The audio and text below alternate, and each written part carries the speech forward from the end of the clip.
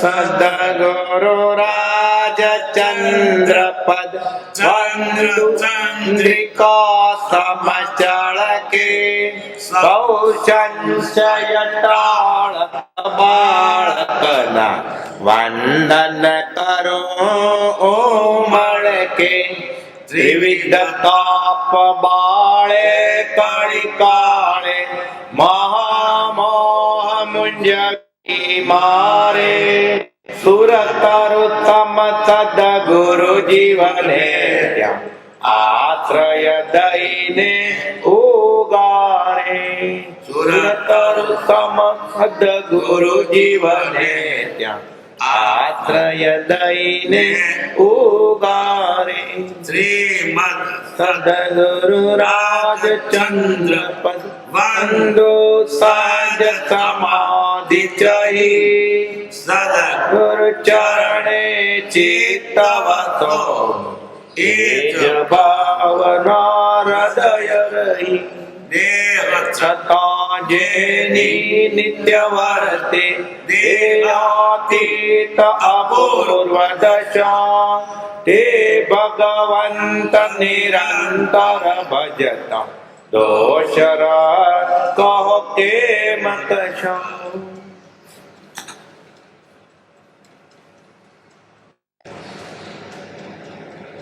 પરમાત્મા શ્રીમદ રાજચંદ્ર ભગવાનના વચનામૃત વંચાય છે. પત્ર ક્રમાંક 707 વડવા ભાદરવા 11 ગુરુ 1952.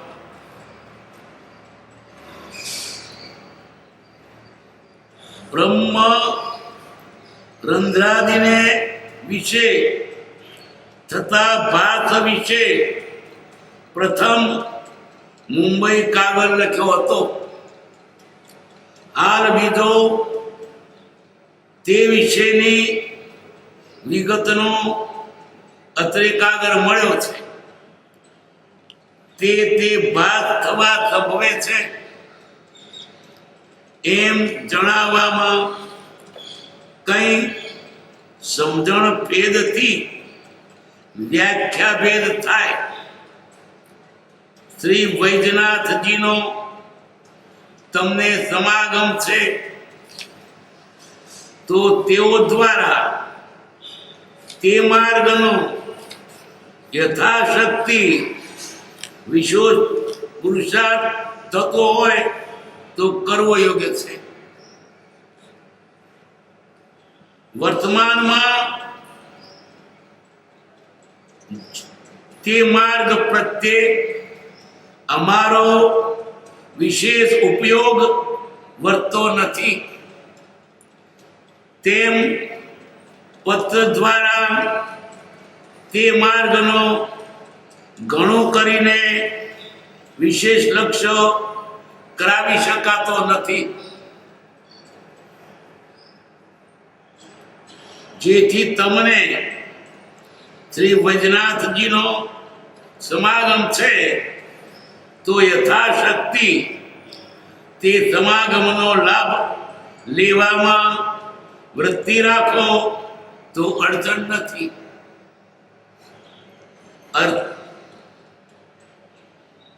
આત્માના કંઈક ઉદરપણાને અર્થે તેનું અસ્તિત્વ તથા મહાત્માની પ્રતીતિમાં આવવાને અર્થે તથા આત્મજ્ઞાનના અધિકારીપણાને અર્થે તે સાધન ઉપકારી છે. એ સિવાય બીજી રીતે ઘણું કદે ઉપકારી નથી.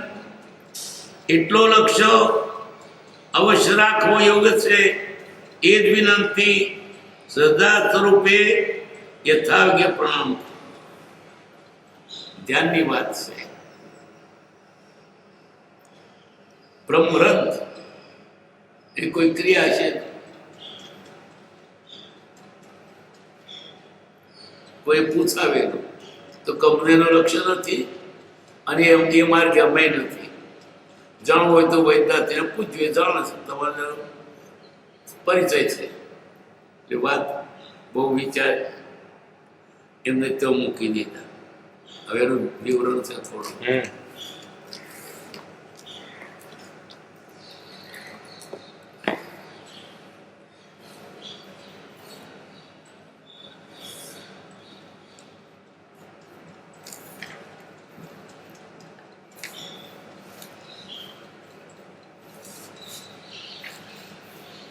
બોલો પૂછતો જો. 245 પાના નંબર 303 શ્રીમદ રાજચંદ્ર આશ્રમ અગાસ કારતક સુદ 11 2009. પ્રશ્ન: વૈજનાથ કોણ હતા?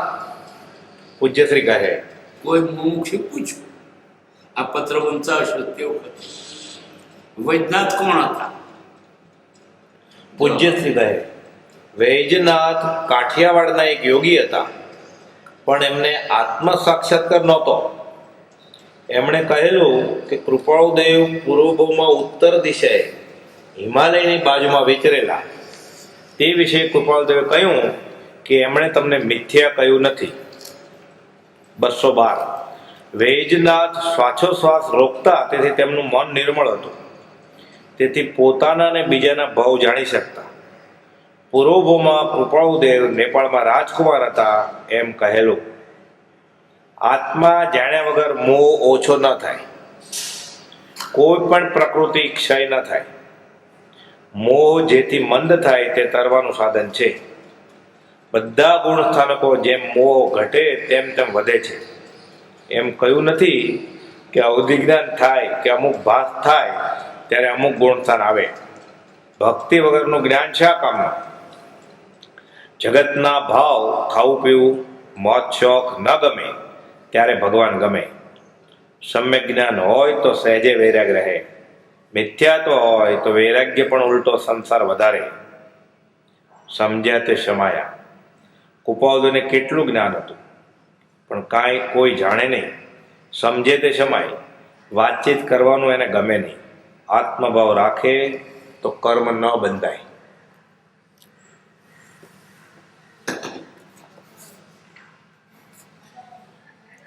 વૈદ્યનાથે કહેલું મનસુખદેવસિંહને કે કૃપાળુદેવ ભૂતકાળમાં ઉત્તર દિશામાં વિચરતા હતા. એટલે કૃપાળુદેવ કોઈક ભાવમાં નેપાળના રાજકુમાર હતા, અને તે વખતે ખીમજીભાઈ જે નામ આવે છે પત્રોમાં, ખીમજીભાઈ તે પ્રધાન હતા. એટલે કૃપાળુદેવ કહ્યું છે, વૈદ્યનાથે ખોટું નથી કહ્યું, પણ છતાં એને સંપૂર્ણ જ્ઞાન નહોતું. યોગ શક્તિથી કેટલીક નિરોધનશીલ લબ્ધિ પ્રાપ્ત થાય અને તણાય. કૃપાળુદેવ પોતાનું જાતે પોતાને દેખાતું તેની વાત કબૂલ કે બરાબર છે. 212 પત્રમાં પણ કૃપાળુદેવ વિશે થોડીક વાત કરી છે.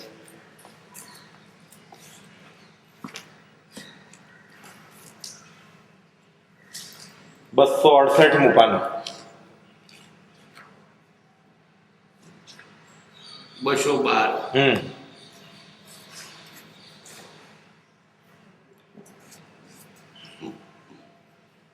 તો થોડો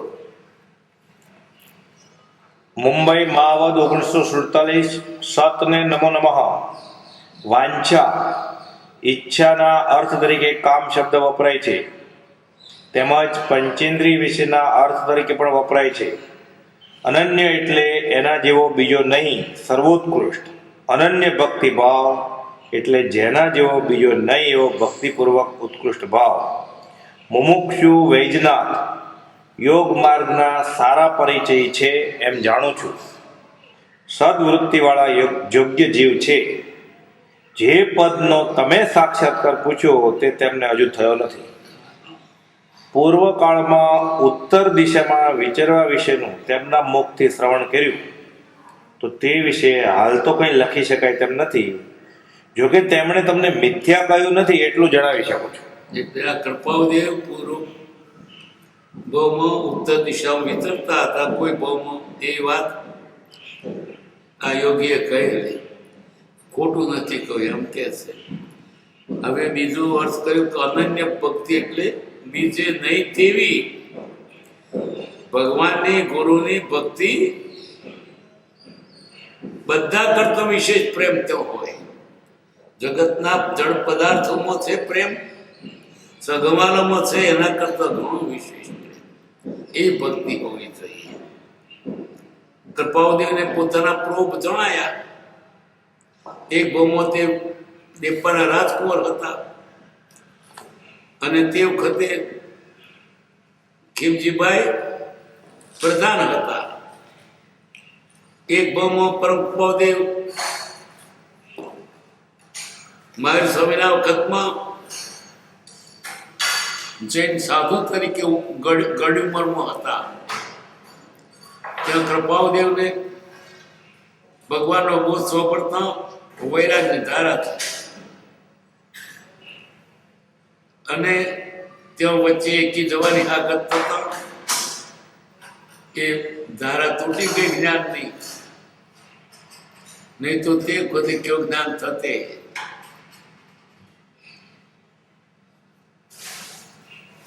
એમ કૃપાવદેવે વાત કરી છે. એ જ વાત ઈડનના રાજકુમાર સાથે પણ વાત, રાજા સાથે પણ વાત કરી છે કે તમારી એડે ગરજો ત્યાં ભૂતકાળમાં ભગવાન તીર્થંકરો વિચરેલા, ઋષભદેવાદી અને મહાવીર સ્વામી વિચરેલા, એનો અમને પાસ થાય છે. એમાંના મોક્ષે ગયા અને તેમાંનો એક રહી ગયેલો, તેનો આ બહુમો જન્મ થયો. આ કાળ એક બહુમો કૃપાવદેવ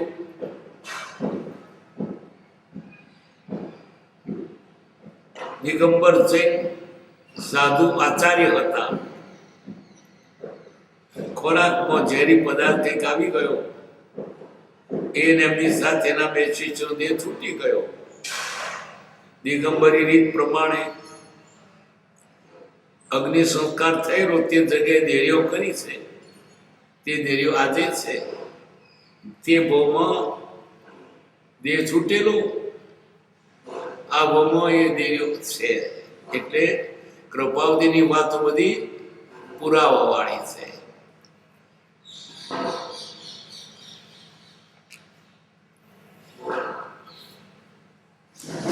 કેશવલાલ નથુભાઈને કૃપાવતી પ્રત્યે અથાગ પ્રેમ હતો. એમણે ઘણા પત્રો કૃપાવદેવે લખ્યા છે. કૃપાવદેવને એણે પણ લખ્યા છે. કૃપાવદેવને પરમાત્મા જ માન્યા છે. એટલું જ નહીં, પણ કૃપાવદેવ તીર્થંકર છે એવી બધી વાતો સમજાવી છે. સત્સંગ સંજીવની, પેલા સત્સંગ સંજીવની, અંબાલાની સત્સંગ સંજીવની. આવો તો ચાલે હોય મહાત્મા છે. પુસ્તકોમાં છે, થોડા પુસ્તકોમાં કૃપાવદેવની બધી વાતો પુરાવા વાળી છે. અને બ્રહ્મચારી લખે એ તો ખોટું લખે જ નહીં, પૂરું પુરાવો હોય તો લખે.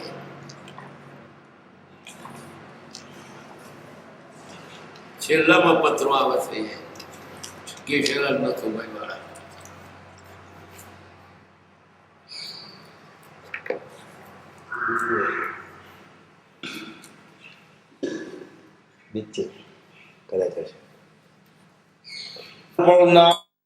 કરેલી પ્રાર્થના.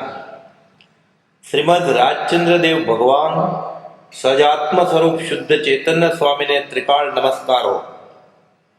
હે ભગવાન, આપ સહજ શુદ્ધ આત્મ સ્વરૂપ શુદ્ધ ચૈતન્ય છો અને તે દશા સર્વસિદ્ધ ભગવાનને તથા કેવળી ભગવાનને પ્રાપ્ત હતી. વળી એ ભગવાન આપ અર્યંત ભગવાન છો, જેના વડે તરીને પાર પમાય તેને તીર્થંકર કહે છે. એ ભગવાન, તમારા ચરણમાં જે મુમુક્ષુ ભાઈ બહેનો આવેલ તેમને તમારા દર્શનથી પ્રતીતિ થઈ તે તરીને પાર પામે છે. આપ ભગવાનના ચરણમાં આવેલા કોઈ જીવ તે ભવે અને છેવટમાં છેવટ 15 ભવે મોક્ષ જશે તે નિસંશય છે. તો એ ભગવાન, તમે તીર્થંકર ભગવાન તુલ્ય છો. તે આપ ભગવાનને સમય સમય ત્રિકરણ ત્રિકાળ દંડવત સાક્ષાત નમસ્કાર હો તોય જ શરણું છે, ત્રિકાળ સત છે. સંવંત 1947ની સાલમાં આપ ભગવાનને નિજ સ્વરૂપ પ્રાપ્ત થયું હતું. વિતરાગ દશા પ્રાપ્ત થઈ હતી. સંવંત 1942 આસપાસ મન વશ હતું, 5 ઇન્દ્રિયો વશ હતી. વળી પણ 1947માં ક્ષાયક સમ્યકત્વ પ્રાપ્ત થયું હતું અને તે જ અરસામાં કેવળ જ્ઞાન પ્રાપ્ત થયું હતું. તે અર્યંત દશા પ્રાપ્ત થઈ હતી. અખંડિત આત્મ ઉપયોગ પ્રાપ્ત હતો. દેહાદિ ભાવ ક્ષય થયો હતો. હે ભગવાન, આપ બીજા મહાવીર, બીજા રામ હતા. પત્ર નંબર 27, વચનામૃત 384 અને 680. સંવંત 1947 તથા 1956ની સાલના ચિત્રપટ ઉપરથી તેઓ શ્રીની મુખ મુદ્રા જોતા તે ભગવત દશા, પરમાત્મા દશા જોવામાં આવશે, ખાતરી થશે. આત્માના ગુણ અતિશયમાં જ ચમત્કાર છે. ભગવાન બિરાજતા તે સ્થળે સંવસરણ થતું ગુણનું અતિશયપણું જ પૂજ્ય છે. સર્વોત્કૃષ્ટ શાંત સ્વભાવ કરવાથી પરસ્પર વેરવાળા પ્રાણીઓ પોતાનો વેરભાવ છોડી દઈ શાંત થઈ બેસે છે. એવો શ્રી તીર્થંકરનો અતિશય છે. બ્રહ્મ કૃપાળુ વચનામૃત વ્યાખ્યાનસાર વાક્ય 6. એ પ્રભુ આપના ચરણમાં આવતા તે વખતે સંભાવ થઈ જતો અને તેમ થયેલું ઘણીવાર જોયું છે. જેને આપ પ્રત્યે પ્રતીતિ આવેલી તેઓનો આત્મા આપ ભગવાનમાં ઠરી જતો. વળી તપા અને ઢૂંઢિયાને પૂર્વનો વિરોધ ભાવ છતાં તે બંને આપના ચરણમાં આવવાથી વેર બુદ્ધિ છૂટી જઈ ભ્રાતૃભાવ થઈ અરસપરસ પૂજ્યભાવ થઈ ગયેલ તે આપ ભગવાનનો પ્રભાવ છે. અને જૈન તથા વૈષ્ણવ તેઓ બંનેને વિરોધ ભાવ તે આપ ભગવાનના ચરણમાં આવેલ સર્વને તે વિરોધ ભાવ મટી જઈ પ્રેમ ભાવ ભ્રાતૃભાવ થયેલ છે. તેમ ઢેઢ કાવીઠાનો મહિલો ભગત વગેરેને પ્રતીતિ થયેલ તેમને તે ગુણ પ્રાપ્ત થયો હતો. તે સર્વ પ્રતાપ ભગવાન આપનો છે. આપ ભગવાન શ્રી ઈડર પધારેલા તે વખતે મુનિઓ પધારેલા. ત્યારે આપ ભગવાન ત્યાં ડુંગરમાં જંગલમાં પધારેલા. પછી મુનિઓને બોધ કરતા તે વખતે તે સંવસરણમાં એક વાઘ આવેલો. તેને વેર બુદ્ધિ, હિંસક બુદ્ધિ જતી રહેલી ને તે શાંત ભાવથી પડખે થઈને ચાલ્યો જતો. તે વખતે વેર બુદ્ધિ નાશ થતી. તે સર્વે આપ ભગવાનનો પ્રભાવ છે. તેમજ વિરસદની ભાગોળમાં 2 સાંડે તોફાન કર્યું. તે વખતે આપ ભગવાન પધાર્યા અને તે સાંડ નજીક આવતા શાંત થઈ ગયેલા છે. તેમ ઘણીવાર બીજે સ્થળે પણ થયેલ છે. તે સર્વે આપ ભગવાનનો પ્રભાવ છે. શ્રી વિતરાગદેવની દિવ્ય વાણીના મર્મને જાણનાર જે પુરુષ તે ગણધરદેવ, પરમ પૂજ્ય શ્રી સૌભાગભાઈ, આપ ભગવાન જે હકીકત જણાવો તેના મર્મને સમજી શકતા. તેથી તે શ્રી ગણધરદેવ હતા અને તે શ્રી મુખે પ્રકાશ્યું છે. તે પદવી શ્રી ખંભાત મધ્યે સંવંત 1952ની સાલમાં પધારેલ. ત્યારે પૂજ્ય શ્રી બાપુભાઈના મકાનમાં 3જે માળે અગાશીના ઓટા પર બિરાજ્યા હતા. એક બાજુ શ્રી સૌભાગભાઈ બિરાજ્યા હતા, એક પડખે પૂજ્ય શ્રી ડુંગરજીભાઈ બિરાજ્યા હતા. વાત પ્રસંગે પ્રભુએ કહ્યું, આ શ્રી ગૌતમ જેવા છે, ડાબી બાજુ બેઠેલા શ્રી સુધર્મા જેવા છે.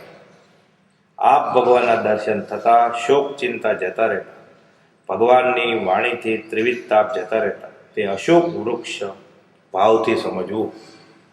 દિવ્ય શક્તિ જેને પ્રાપ્ત થઈ હોય તે દેવતા કહેવાય. દિવ્ય શક્તિ એટલે સમ્યક દર્શન અને તે દિવ્ય શક્તિ સત્પુરુષ ભગવાન પ્રત્યે પ્રતીતિ અને આજ્ઞા પ્રમાણે વર્તવાથી મુમુક્ષુને પ્રાપ્ત થાય. જેને તે લાભ લીધેલો હોય એવા જે ભાઈ બહેનો તે દેવતા દેવીઓ કહેવાય. તે ભગવાનના સંવસરણમાં આવતા સર્વે મુમુક્ષુ ભાઈ બહેનોની એક જ વૃત્તિ ભગવાનની મુખ મુદ્રા સામે રહેતી અને ભગવાન આજ્ઞા કરે તે પરમ પ્રેમે ઉપાસવા સર્વેની વૃત્તિ રહેતી, અને તેમ રાહ જોતા, અને તે વખતે ભગવાનનું યોગ બળ કલ્યાણ કરતું.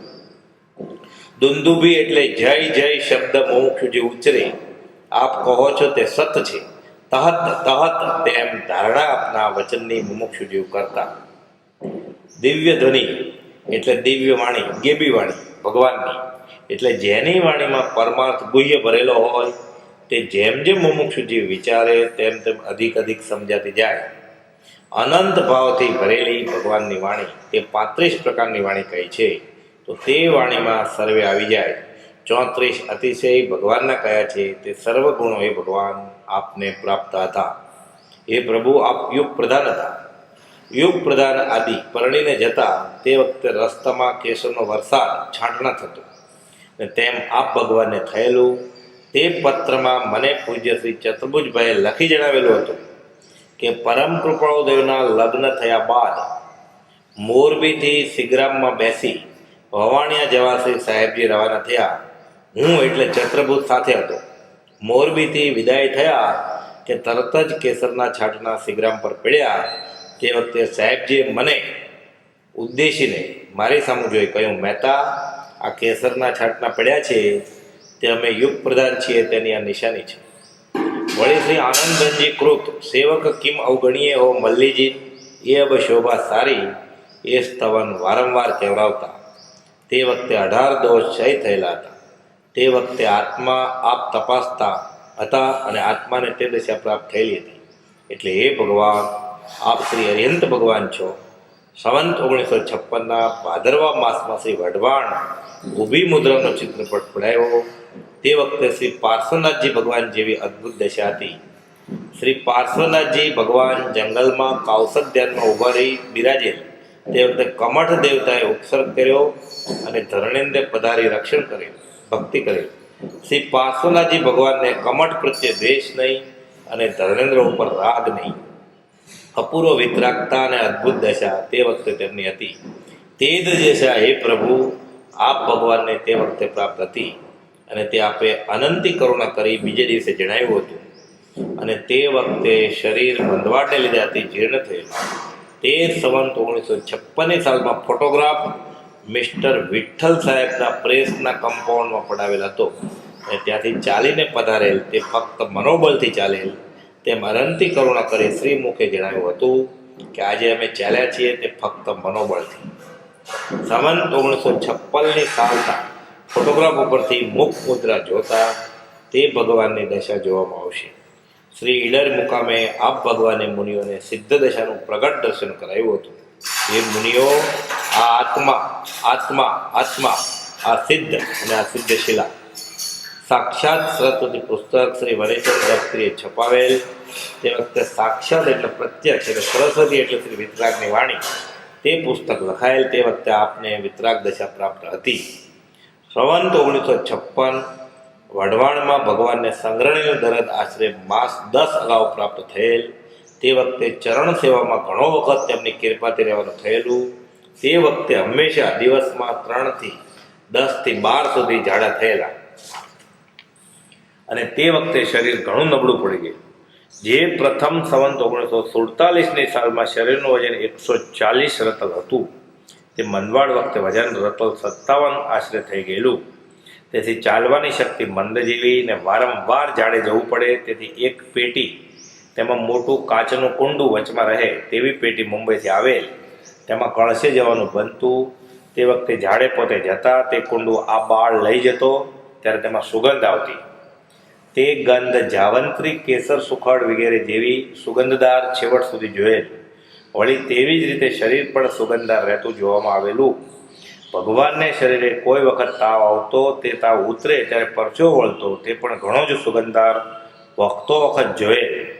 અને આવી શરીર સ્થિતિ વખતે પણ મુદ્રા અત્યંત પ્રફુલ્લિત આનંદમય જોવામાં આવતી, અને આત્મા ભાવે જ અખંડિત વર્તો તે વિચારતા સ્પષ્ટ લાગે છે. એ ભગવાન અપૂર્વ વિતરાગતા.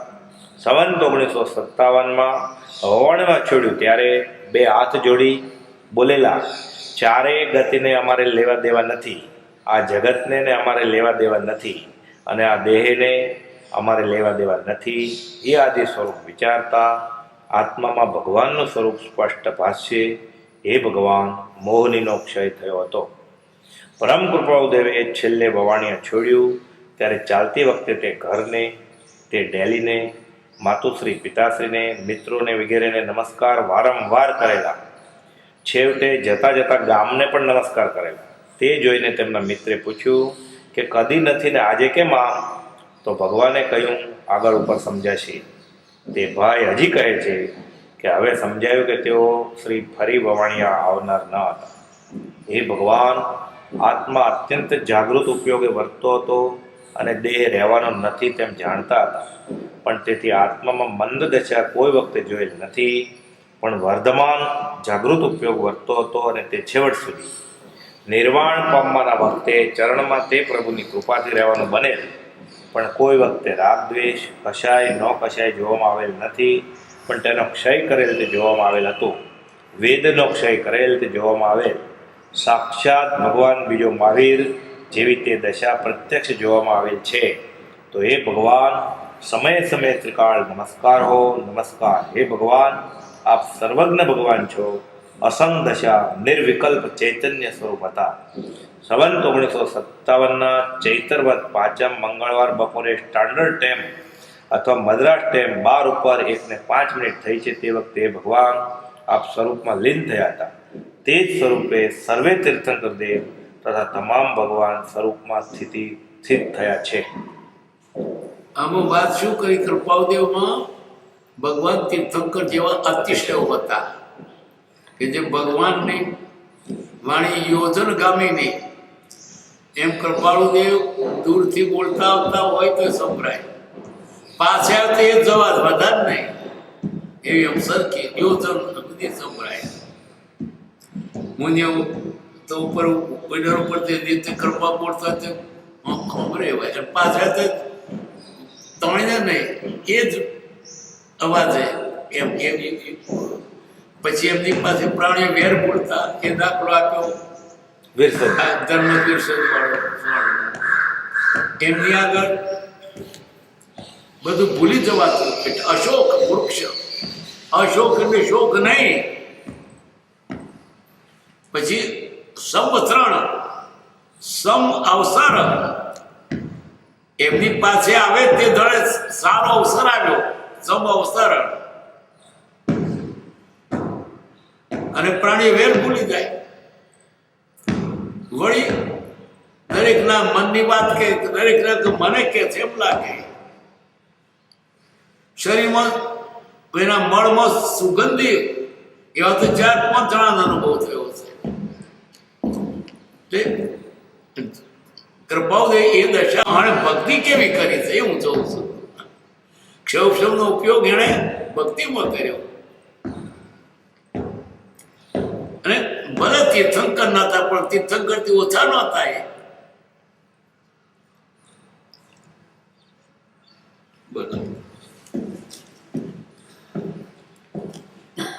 બ્રહ્મરંધ્રાદી ને વિશે થતા બાથ વિશે પ્રથમ મુંબઈ કાગળ લખ્યો હતો, મળ્યો હતો. હાલ બીજો તે વિશેની વિગતનો અત્રે કાગળ મળ્યો છે તે બાદ થવા સંભવે છે એમ જણાવવામાં કંઈક સમજણ ભેદથી વ્યાખ્યા ભેદ હોય. શ્રી વૈદ્યનાથનો તમને સમાગમ છે તો તેઓ દ્વારા તે માર્ગનો યથાશક્તિ વિશેષ પુરુષાર્થ થતો હોય તો કરવો યોગ છે. એની પાસે જાણજો. અમે બાબત જાણતા નથી, એ બાબત અમારો અનુભવ નથી, એ વાત પકડી નથી. યોગની ને ધ્યાનની વાત પકડી નથી. એમની પાસે જાણજો જવું હોય તો. એ પંથ દ્વારા તે માર્ગનો ગણતો વિષય લક્ષ્ય કરાવી શકાતો નથી. જેથી તમને શ્રી વૈદ્યનાથનો સમાગમ છે તો યથાશક્તિ તે સમાગમનો લાભ લેવામાં વૃત્તિ રાખો તો અડચણ નથી. એમનો સમાગમ કરજો. આત્માના કઈ ઉધરપણાને અર્થે આત્માને ઉધર કહો તેનું અસ્તિત્વ તથા મહાત્માની પ્રતીતિમાં આવવાના અર્થે આત્મા ઉજ્જવળ થાય, એની મહાત્મા લાગે, એની પ્રતીતિ થાય તથા આત્મજ્ઞાનના અધિકારી પણ અર્થે તે સાધન ઉપકારી છે. એ સિવાય બીજી રીતે ઘણું કે ઉપકારી નથી. એટલો લક્ષ્ય અવશ્ય રાખવો યોગ્ય છે. એ જ જ્ઞાનથી સદા સ્વરૂપે યથાયોગ્ય પ્રાપ્ત થાય એમ વિવરણ છે.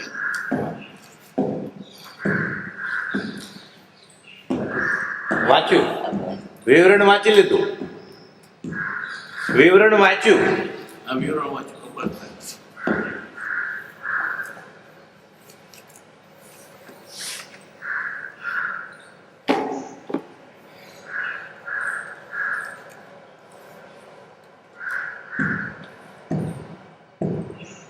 સાતસો આઠમો પત્ર વાંચો, બહુ લાંબો છે. આટલો લાંબો છે. રાળજ ભાદરવા 1952. રાણથી લખાયેલો છે. એમાં કૃપાલદેવના પ્રસંગો અને અતિશયોનો ખ્યાલ આવે છે. બોલો.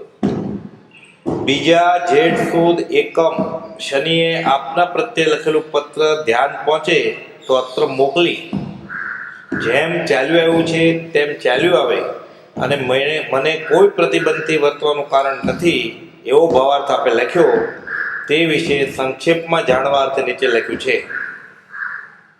જૈન દર્શનની રીતે જોતા સમ્યક દર્શન અને વેદાંતની રીતે જોતા કેવળ જ્ઞાન અમને સંભવે છે.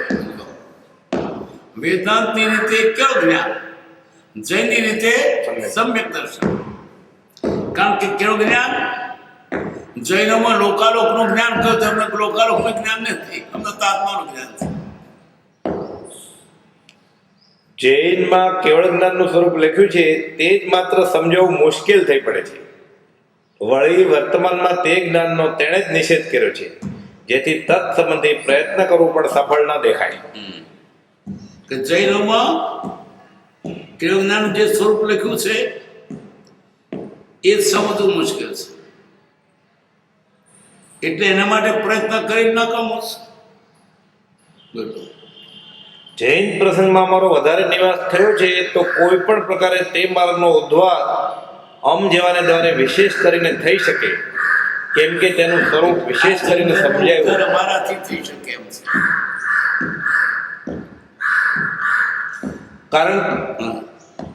કારણ કે તેનું સ્વરૂપ વિશેષ કરીને સમજાયું હોય એ આદિ. વર્તમાનમાં જૈન દર્શન એટલું બધું અવ્યવસ્થિત અથવા વિપરીત સ્થિતિમાં જોવામાં આવે છે કે તેમાંથી જાણે જીનને ગયો છે અને લોકો માર્ગ પ્રરૂપે છે. બાહ્ય કુટારો બહુ વધારી દીધો છે. જૈનોમાં બાહ્ય કુટારો વધારી દીધો છે, બહુ વધારે. વાજો વગાડો, સમયો કરો, નિરાશનો કરો, અપાસનો કરો, ઉપદાન કરો, કઈ બહારનું પૂજા કરો, પૂજા ગૌરાવો અને 10 મણ પકવાન ધરો, ફૂલોના ઢગલા. બાયનો કુટારો બહુ વધારે. એ ધર્મ નય, એ તો એમની મેળે પોતાની મેને માની બેઠેલા બાકી તો ધર્મ ને અધર્મ છે. ભગવાનને નામે બધું ખોટું ત્રાય દીધું લોકોએ. બાહ્ય કુટારો બહુ વધારી દીધો છે અને અંતર્માર્ગનું ઘણું કરી જ્ઞાન વિચ્છેદ જેવું થયું છે. વેદોક્ત માર્ગમાં 200-400 વર્ષે કોઈ મોટા આચાર્ય થતા દેખાય છે કે જેથી લાખો માણસને વેદોક્ત રીતે સચેત થઈ પ્રાપ્ત થઈ હોય, વેદોક્ત રીતે સચેત થઈ પ્રાપ્ત થઈ હોય. વળી સાધારણ રીતે કોઈ આચાર્ય અથવા તે માર્ગના જાણ સારા પુરુષો એમને એમ થયા કરે છે. વેદોક્ત માર્ગમાં વચ્ચે એવા મહાપ્રવાહ પુરુષો થાય છે. આમાં તો વખત થયો કોઈ થયા જ નથી. અને જૈન માર્ગમાં ઘણા વર્ષે થયા તેવું બન્યું દેખાતું નથી. જૈન માર્ગમાં પ્રજા પણ ઘણી થોડી રહી છે અને તેમાં સેંકડો ભેદ વર્તે છે. થોડી પ્રજા છે, તેમાં પાછા ભેદ સેંકડો ભેદ. 20 લાખ જૈનો છે આખા ભારત, આખી દુનિયામાં. તેમાં ભેદ ઘણા. અમર ચોકો કેટલા બધા. શ્વેતમ અને દિગંબર. દિગંબરમાં પાછા 2-4 જાતના, ફૂલ મૂકનારા, ફૂલ નહીં મૂકનારા. પછી તેમાં પાછા વિશાલ તેરા, પાછું અમય તેરા પણ છે. પાછું એમાં સામગ્ર તો ઓહો કેટલા સંગાળા છે. લીંબડી સંગાળા, બરવાળો સંગાળો, કંબા સંગાળો, અદરામરને કંઈક કહ્યું. એમાં શું થાય, લોકોની શ્રદ્ધા ઉઠી જાય. આ થોડુંક આ કરું.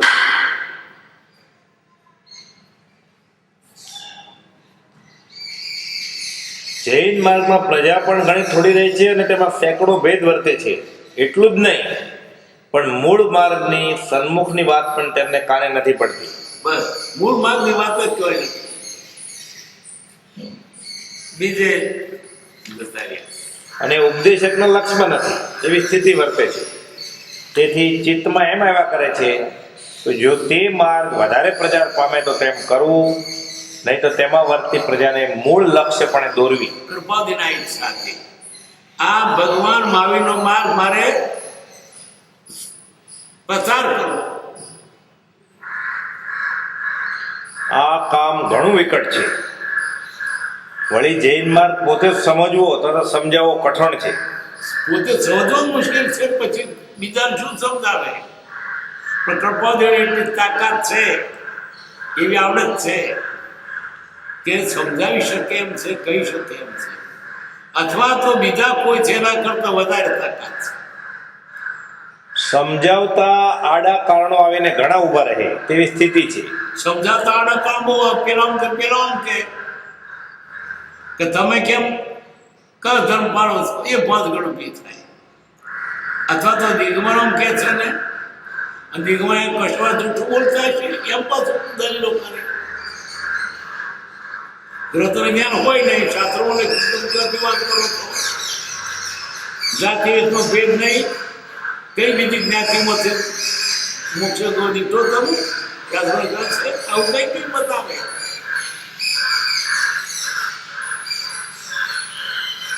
સમજાવતા આડા કારણો આવીને ઘણા ઊભા રહે તેવી સ્થિતિ છે. એટલે તેવી પ્રવૃત્તિ કરતા ડર લાગે છે. ડર લાગે કૃપાવદેવને શું કરીએ? માર્ગને મારે સુધારવો છે, પણ બહુ અઘરું છે. તેની સાથે એમ પણ રહે છે કે જો આ કાર્ય આ કાળમાં અમારાથી કંઈ પણ બને તો બની શકે, નહીં તો હાલ તો મૂળ માર્ગ સન્મુખ થવા માટે બીજાનું પ્રયત્ન કામ આવે તેવું દેખાતું નથી.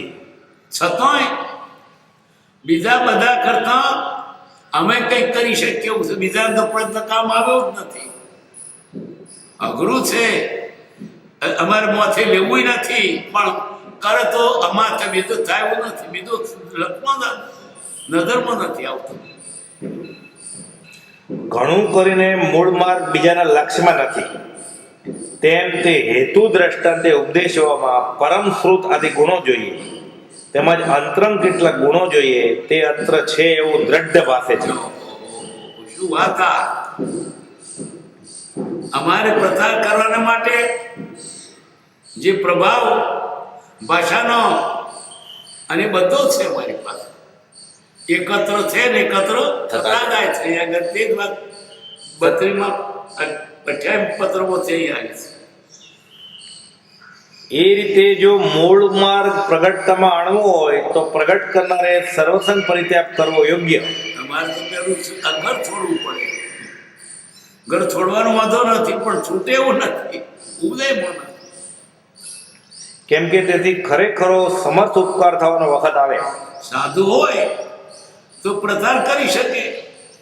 અમે ગ્રસ્તવાતમાં કંઈ કહીએ તો લોકોનો વાંધો આવે કે કઈ મોડે વાત કરો છો, ત્યાગની ત્યાં તો ઘર છોડ્યું નહીં, પારકો છોકરો જતી કરવા બેઠા વર્તમાન દશા જોતા સત્તાના કર્મો પર દ્રષ્ટિ દેતા કેટલાક વખત પછી તે ઉદયમાં આવવો સંભવે છે.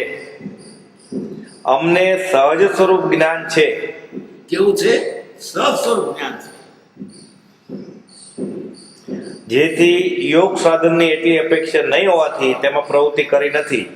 એટલે અમારું જ્ઞાન એની મારે કુદરતી છે. પછી આ યોગ સાધન અમારે શું કરવું તો? બીજા યોગ સાધન કરે ત્યારે જ્ઞાન થાય, અને સહજ જ છે જ્ઞાન. તેમ તે સર્વસંગ પરિત્યાગમાં અથવા વિશુદ્ધ દેશ પરિત્યાગમાં સાધવા યોગ્ય છે. એથી લોકોને ઘણો ઉપકાર થાય છે. જો કે વાસ્તવિક ઉપકારનું કારણ તો આત્મજ્ઞાન વિના બીજું કોઈ નથી. હાલ 2 વર્ષ સુધી તો તે યોગ સાધન વિશેષ કરી ઉદયમાં આવે તેમ દેખાતું નથી. બધું કશું 2 વર્ષ તો ઉજાવ નથી. હજુ 2 વર્ષ ઉદય છે વ્યવહારનો, વેપારનો. તેથી ત્યાર પછીની કલ્પના કરાય છે અને 3 થી 4 વર્ષે તે માર્ગમાં 3 થી 4 વર્ષ તે માર્ગમાં ગાળવામાં આવ્યો હોય તો 36મે વર્ષે સર્વસંગ પરિત્યાગી ઉપદેશકનો વખત આવે અને લોકોનું શ્રેય થવું હોય તો થાય. 36 વર્ષે તો તે થયું તો પૂરું થયું. નાની વયે માર્ગનો ઉદ્ધાર કરવા સંબંધી જિજ્ઞાસા વર્તી હતી. નાની વયમાં ઉદ્ધાર કરવાની જિજ્ઞાસા થતી હતી. જો તો ખરા દુનિયાને કેવા રૂપમાં મૂકીએ છીએ. ત્યાર પછી જ્ઞાન દશા આવે, ક્રમે કરીને તે ઉપશમ જેવી થઈ. પણ કોઈ લોકો પરિચયમાં આવેલા તેમને કેટલીક વિશેષતા ભાસવાથી કંઈક મૂળ માર્ગ ઉપર લક્ષ્ય આવેલો. કોકને કહેલું સાચા માર્ગે દોરેલા. અને આ બાજુ તો સેંકડો અથવા હજારો માણસો વડવા ભણી, ચરોતર ભણી, ખેડા જિલ્લામાં સેંકડો અથવા હજારો માણસો પ્રસંગમાં આવેલા, જેમાંથી કંઈક સમજણવાળા તથા ઉપદેશક પ્રત્યે આસ્થાવાળા એવા 101 માણસ નીકળે. આ બધું 101 માણસ શ્રદ્ધાવાળા છે. અહીંયા ચરોતરમાં ખંભાતના, સુનાવના, કાવીઠાના એવા કોક પછી બાદના ધોરીભાઈ વગેરે હતા. એ ઉપરથી એમ જોવામાં આવ્યું કે લોકો તરવાના કામે વિશેષ છે. લોકોને તરવું છે પણ તરાપો નથી મળતો. પણ તેમને તેવો યોગ બાંધતો નથી. એવું બાંધતો નથી. જો ખરેખર ઉપદેશક પુરુષનો જોગ બને તો ઘણા જીવ મૂળ માર્ગ પામે તેવું છે. જો અમે ઉપદેશ કરીએ સાચો પુરુષ મળે તો ઘણા લોકોને ફાયદો થાય એવો છે. અને દયા આદિનો વિશેષ ઉદ્યોગ થાય એવું છે. એમ દેખાવાથી કંઈક ચિત્તમાં આવે છે કે આ કાર્ય કોઈ કરે તો ઘણું સારું. કોક કરે તો સારું, સાચે માર્ગે દોરનાર કોક મળે તો સારું. પણ દ્રષ્ટિ કરતા તેવો પુરુષ ધ્યાનમાં આવતો નથી. કોઈ દેખાતો રે કોણ કરે? હું કરું તારે, પણ મારે ઉદય નથી. એટલે કંઈક લખનાર પ્રત્યે દ્રષ્ટિ આવે છે. પણ લખનારનો જન્મથી લક્ષ્ય એવો છે કે એ જેવું એકે જોખમ વાળું પદ નથી. આ ધર્મ પ્રચાર જોખમ વાળું છે. કારણ કોકને અવરે માર્ગે ચડાવી દો તો કેટલું નુકસાન થાય. ગોવાળ, ગાયોનો ગોવાળ હોય કે ભેંસનો ગોવાળ હોય, ઘેર જવાય, બધા ઢોરને ઘેર પહોંચાડે તારે એમ પોતે જે બધા ચેલા કરે છે બધા પહોંચાડવા પડે.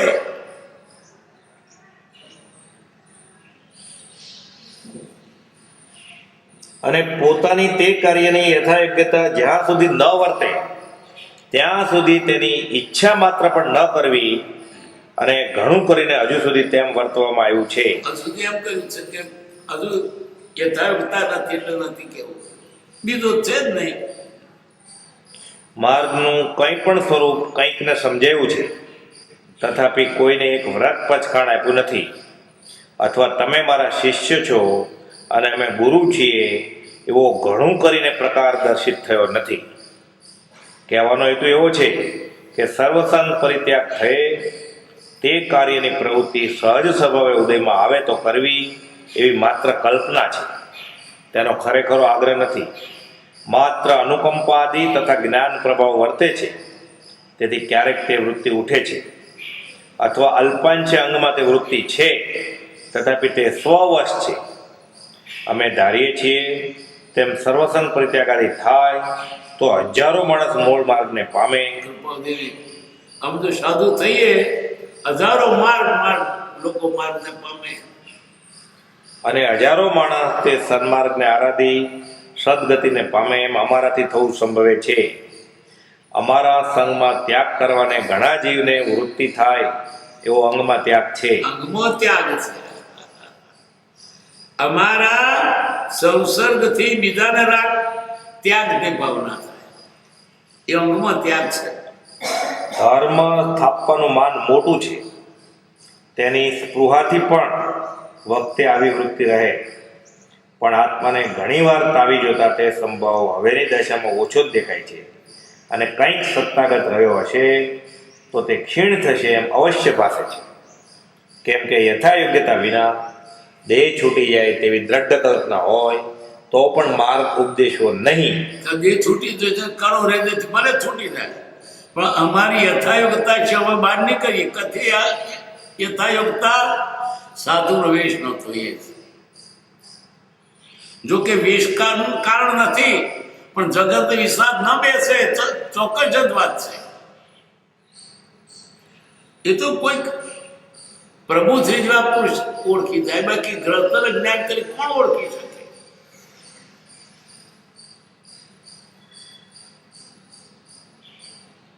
એમ આત્મનિશ્ચય નિત્ય વર્તે છે.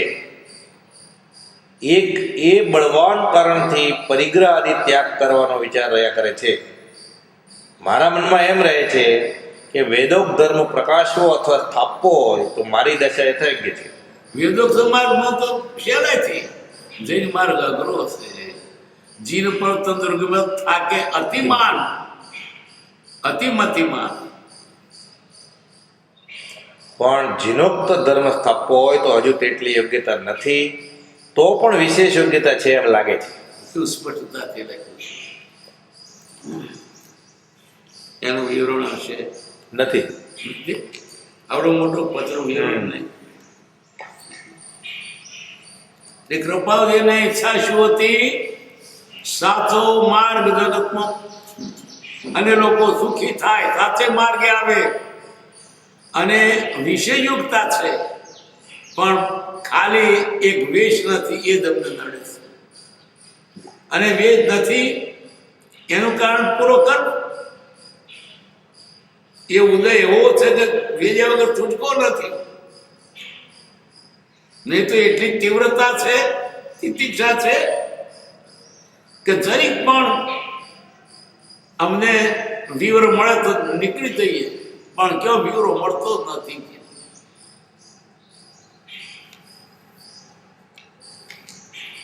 709 રાળજ ભાદરવા 1952. પહેલું, હે નાથ, કા ધર્મોન્નતિ કરવારૂપ ઈચ્છા સહજપણે સમાવેશ પામે તેમ થાઓ, કા તો તે ઈચ્છા અવશ્ય કાર્યરૂપ થાઓ. કૃપાદેવ ભગવાનને કહે છે કે મારે આજે સાચો ધર્મ ઉદ્ધાર કરવો છે. એ ઈચ્છા મટી જાઓ, અને કોણ તો તે ઈચ્છા અવશ્ય કાર્ય થાઓ. આ તો ઈચ્છા પણ થતું નહીં, ઈચ્છા મળતી નથી. સાચો ધર્મ લોકો પામે સ્થાપવો છે, એ બનતું નથી. તો કોણ તો ઈચ્છા બંધ થઈ જાઓ, કોણ તો ઈચ્છા પ્રમાણે કાર્ય થઈ જાઓ તો શાંતિ થાય. અવશ્ય કાર્યરૂપ થવી બહુ દુષ્કર દેખાય છે. પણ એ અવશ્ય બહુ મુશ્કેલ છે. એ બધું બગડી ગયું, સુધરે એવું નથી. કેમ કે અલ્પ અલ્પ વાતમાં મતભેદ બહુ છે. અલ્પ શું કોઈ કે તમારે તો કેસરી રંગનો પેલો કે આવા રંગનો અમુક અમને મોપતિ કોઈ મોપતિ પકડો કે મોપતિ મોધો ભગવાનને પૂજા મળે થાય ભેદ આમ થાય આમ ના થાય.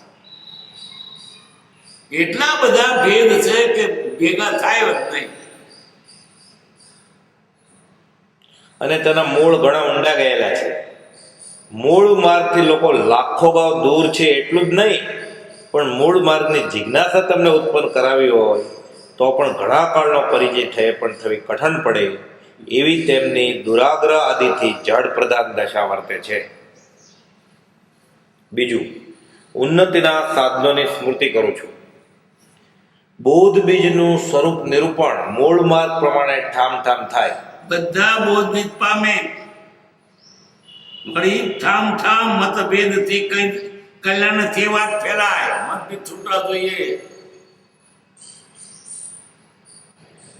પછી પ્રત્યેક સદગુરુની આજ્ઞા એ ધર્મ છે, આળા એ ધર્મ. તો પોતાના સત્સંગે ચાલે છે. પ્રત્યેક સદગુરુની આજ્ઞા એ ધર્મ છે એ વાત લક્ષ્મણ આવે. દ્રવ્યાનુયોગ આત્મવિદ્યા પ્રકાશ થાય. અહીં પ્રત્યેક સદગુરુની આજ્ઞા એ ધર્મ છે એમ વાત લક્ષ્મણ આવે. બહુડી બાબત છે. કૃપાદિના કરવું છે, પણ પ્રત્યેક સદગુરુ પોતે છે એકાંતા. એવું લોકોને થવું હતું કે સાતા પૂજે શરણે કામ થશે. દ્રવ્યાનુયોગ આત્મવિદ્યા પ્રકાશ થાય. ત્યાગ વૈરાગના વિશેષપણાથી સાધુઓ વિતરે. સાધુઓ ત્યાગ વૈરાગ જ ઓછો થઈ ગયો. વિષ એટલો જ રહ્યો છે, બાકી ત્યાગ વૈરાગ કશું ના મળે.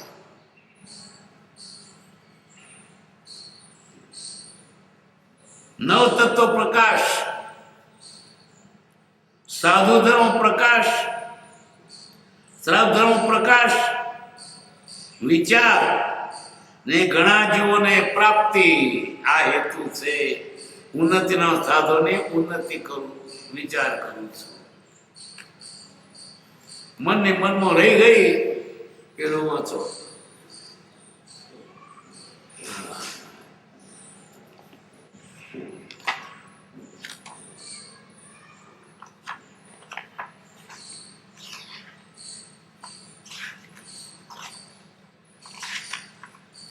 યુગ પ્રધાન પુરુષ તરીકેની આગાહી. પરમ ભગવાન મહાવીર સામે કહ્યું છે એમના પુસ્તકોમાં, ત્યાં હજુ છે કે અમારી પછી યુગ પ્રધાન પુરુષ શ્રીમદ રાજચંદ્ર થશે.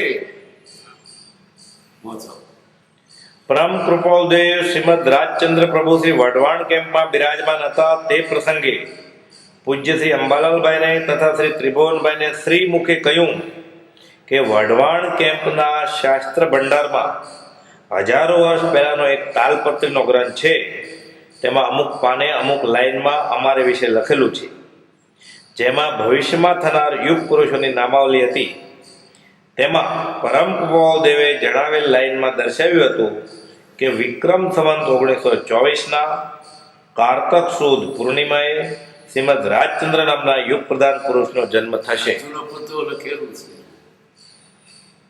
તે કહ્યું કે જાઓ તમે ફલાણા પુસ્તકમાં વઢવાણ કેમ્પમાં જોઈ લો. આ લખેલું છે યુગ પ્રધાન પુરુષ થશે. એનો પાછો બીજો દાખલો પેલો પરણિના અવતાર થાય છે. પરમ કૃપાળદેવ જ્યારે મોરબીમાં લગ્ન કરવા ગયા હતા, ત્યારે લગ્ન બાદ જાન વિદાય વખતે શ્રીગ્રામ પર કેસરના છાંટણાનો વરસાદ થયો હતો. ત્યારે પરમ કૃપાળદેવે તેમના બનેવી શ્રી ચત્રભુજભાઈને શ્રી મુખે કહ્યું કે આ યુગ પ્રધાન પુરુષના લક્ષણ છે. જ્ઞાનીનું છેલ્લું ભોગવલી કર્મ હોય ત્યારે દેવો પૂજવા આવે. અને લગ્ન ફેરા ફરતી વખતે કહ્યું કે અમે ફેરા ફરતા નથી, ફેરા રાખીએ છીએ. એટલે કૃપાળદેવને આ વરસાદ થાય એટલે કૃપાળદેવ માન્યા નહીં, તાર પેલો માનેલા. એમ કૃપાળદેવને વિશે આવું લખાયું છે એ જાણ્યા પછી માન્યા નથી, પહેલેથી માન્યા છે. એટલે અમને તો નહીં, પણ બીજા જીવન જરા ટેકો પડે. બાકી એમાં તો કૃપાદેવ પરમાત્મા જ છે. જેમ પ્રભુ શ્રી કહે છે ને, તમે વિતરાગ છો. અમે નાન તમે શૈક્ષિકો કર્યો. કૃપાવતીને ગાંધીજીએ વખાણે માટે મેં કૃપાને માન્યા છે એમ નહીં. એ તો કંઈક અલૌકિક કૃપાવદેવ પુરુષ છે. એને દેખાડવા માટે શું દેખાડવા બેટરી ધરી પણ પેલો દેખાય. સુખધામ અનંત સુસંત ચાહે દિન રાત રહે તદ ધ્યાન મહી પર શાંતિ અનંત સુધામય જે પ્રણમો પદતે વરતે જયતે પ્રણમો પદતે વરતે જયતે સહજાત્મ સ્વરૂપ પરમ ગુરુ પરમ કૃપાળુ દેવ કી જય.